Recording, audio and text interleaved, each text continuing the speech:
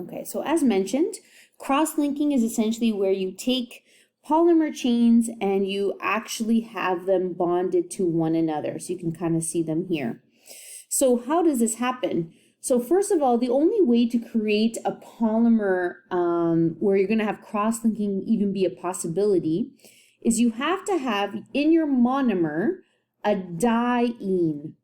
Okay, so you have to have an alkene that has two double bonds.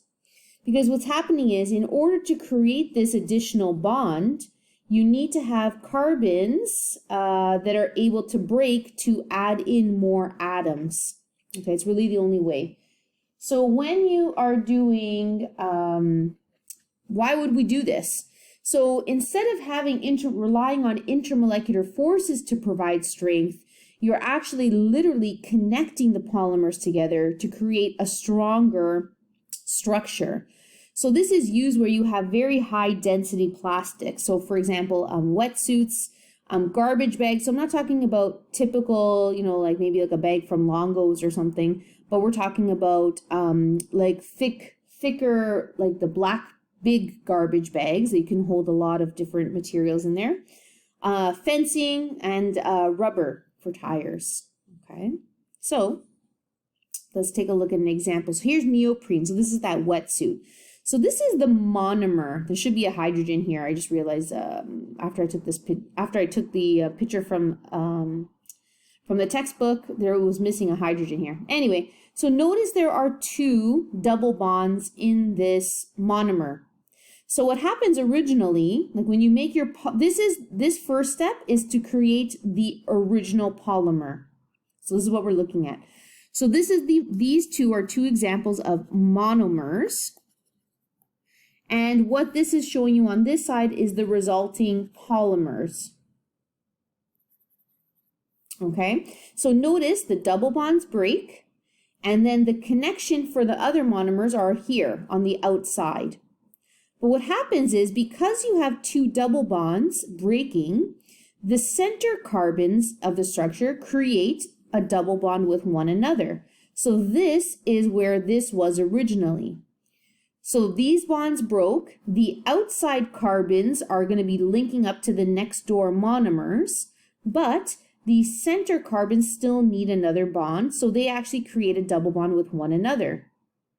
Same thing is happening here. They're just two different examples. This has a methyl group, this has a chlorine. So you have the two double bonds breaking, the center becomes a double bond, and then you have your resulting polymer. So now what happens is, we have a double bond. Double bonds are in the polymer. So the polymer needs a double bond.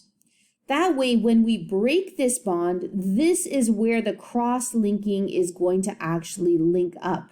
You have a spot where it can actually bond to another polymer chain.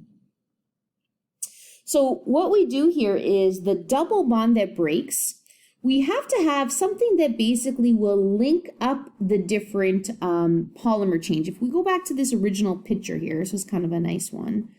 Where was that? Here. So see these like red lines? These are basically like almost little bridges of atoms. So we need to add atoms in. So we need to add something so that we can actually use those for our little bridge links here. So we add what's called a cross-linking agent. A cross-linking agent.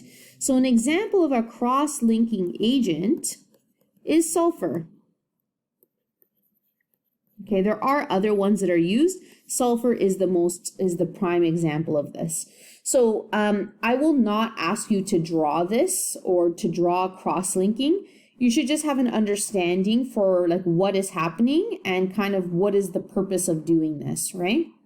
So the cross-linking, the double bonds break in the polymer, and the sulfurs basically act like little sulfur bridges now. So what happens is the cross-linking now creates a very strong bond, or I should say strong molecule, because we no longer have we're not relying on intermolecular forces so much because we actually have covalent bonds linking everything up. So intramolecular forces are always stronger than intermolecular forces, right? You actually have a connection between the atoms. So this is just another diagram showing you when you have double bonds. So this is the blue is representing one polymer chain. I said blue and pointed to the green one. So the blue and green are two polymer chains, and they're just showing you how the sulfur links can work. So it's not actually done in any sort of organized fashion. The polymer chains will basically link up in any location where atoms are requiring a bond.